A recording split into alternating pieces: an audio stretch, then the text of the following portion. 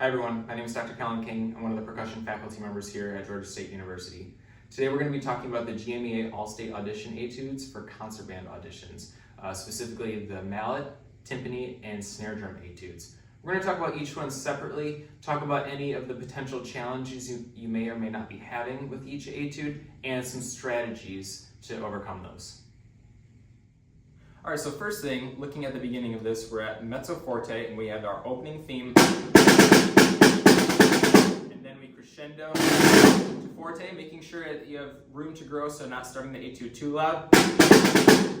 Moving forward, if you look at measure 11, we want to make sure we're counting that correctly. So if we're counting for the sake of 1, 2, 3, 4, 5, 6 for eighth notes, we have 1, 3, 5 as our main notes, then we have 4 and 5, okay?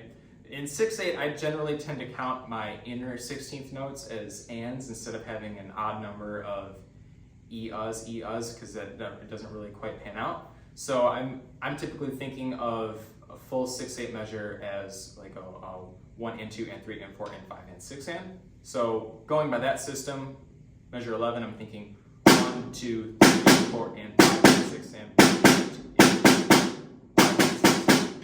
Okay, so just making sure, when you have tricky rhythms like that, make sure you have a counting system to know how you're going to go about counting that in your head while you're playing. In terms of roughs or drags, we want to make sure we're getting 2 clear strokes out of the double. Typically, when we're looking at measures 29 and 30, I'm keeping all these in the right hand because I don't really see a need to alternate these, and I want them to all be very consistent. Especially when we get down to that piano. That's really tricky, so what you're gonna have to do there is maybe squeeze a little bit more in your front fulcrum so you can get those clear doubles there. Similarly, when we get to 31, we have our flams here, making sure that grace note's really low, making sure that we don't pop our flams, so you gotta make sure that grace note's low and then you throw it down a little bit quicker. Okay, and I keep these all in the right hand. If you're left-handed, maybe keep them on the left hand. You can certainly alternate them, but it's more difficult to keep them consistent when we're going versus it's a little bit easier to go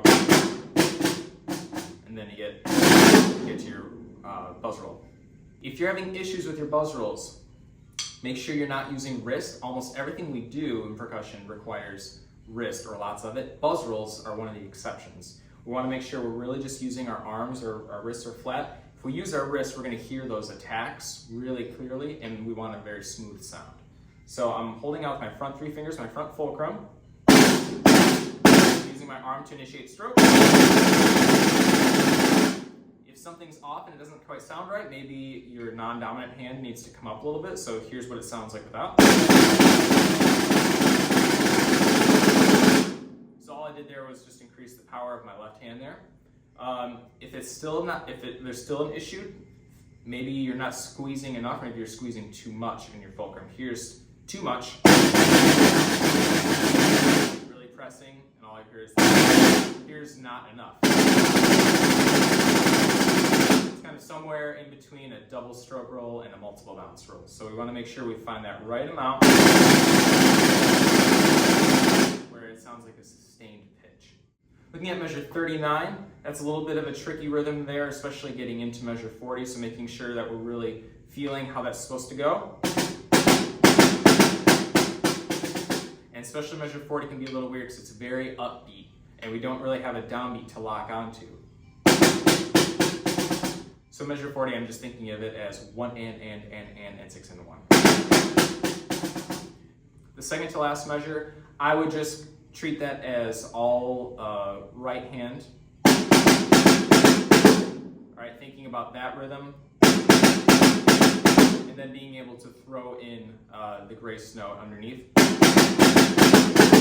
Or if you're left-handed and it's easier that way, you would do it all left-handed. Whichever way is best for you, whichever sounds most consistent. If alternated works better for you, that's fantastic. It all comes down to what's more consistent for you and what you feel most comfortable with. So if it's alternating, if it's left hand lead, if it's right hand lead, that's great. It just needs to all sound very consistent and controlled.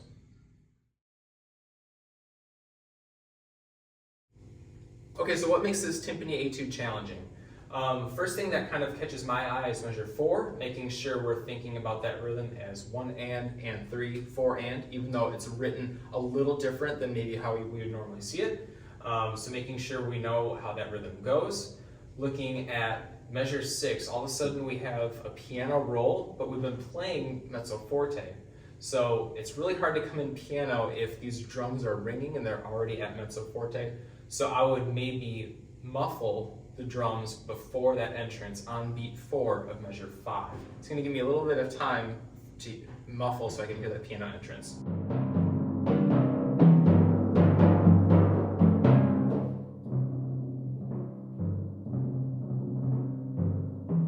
Another trouble spot is measure 10 when we're rolling on the high G. The higher the pitch, the faster the roll speed. So we need to make sure that both of our hands can keep up with that roll speed. Typically it's our non-dominant hand that's going to be a little slow, so making sure that when you're warming up, your non-dominant hand is able to play those rolls, those faster rolls at a nice cleanly space.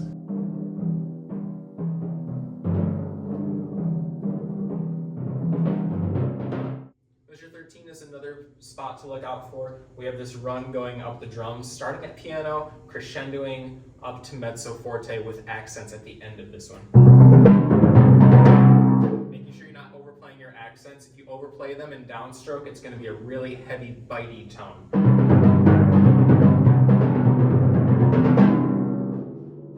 Measure 15 is another tricky one as well. So take this slow and make sure that your hands don't get in each other's way. It's just alternating, starting on the right and working your way down.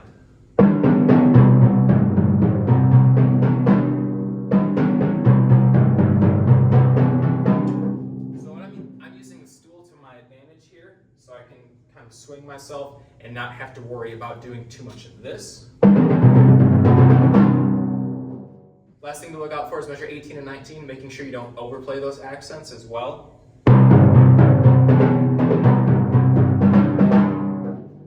These drums have a maximum volume on them, and if we go about them too hard, too harshly, the tone is really going to suffer. So making sure you're listening to the drum and asking, does that tone sound good? Or does it sound really bitey?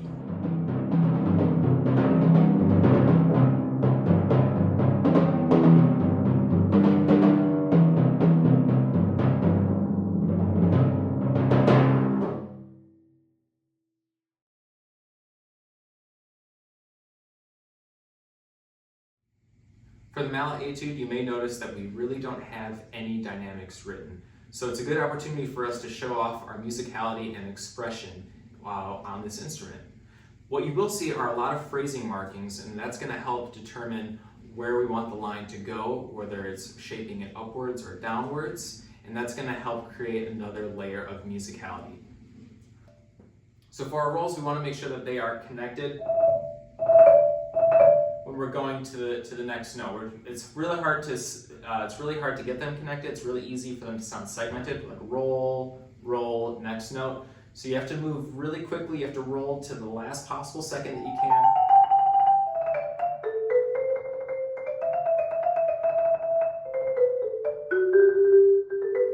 So throughout this, you want to make sure that you're really working on your roll speed and relaxing your hands. If you're really tight and you're really playing into the bar, you're going to hear each individual stroke, but if you're lighting up your touch and kind of use those front 3 fingers a little bit more, and you have the appropriate roll speed, the sound will be much more sustained. Another technical consideration to think of is measure 28. We have a little grace note on the G right before the F. It can be really easy to flip-flop which is the important note. The F is important. That G just needs to come in low and a little bit ahead of time.